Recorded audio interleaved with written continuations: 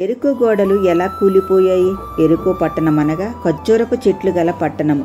ఎరికో పట్టణము గురించి సుమారు 63 సార్లు బైబిల్లో వ్రాయబడి ఉన్నది. ఈ పట్టణము పురాతనమైన పట్టణాల్లో ఒకటిగా గుర్తించారు. యెహోషువ నాయకత్వంలో ఇజ్రాయేలీలు యోర్దాను నది దాటిన తరువాత దేవుని సహాయం వలన ఎరికో పట్టణం మీదుగా అద్భుతమైన విజయాన్ని సాధించారు.